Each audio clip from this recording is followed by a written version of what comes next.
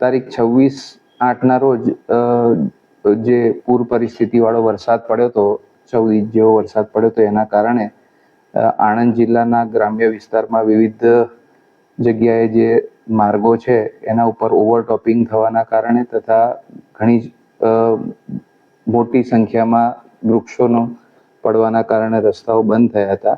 અંદાજે 60 જેવા માર્ગો બંધ હતા. ખાસ કરીને ખંભાત તારાપુર વિસ્તારમાં ખરાબ પરિસ્થિતિમાં પાણી ખૂબ જ મોટી ઓવરટોપિંગ થયું હતું, જે પાણી ઓવરફ્લો થવાના કારણે થયું હતું. એના કારણે હાલમાં પણ અંદાજે 30 જેવા રસ્તાઓ બંધ છે.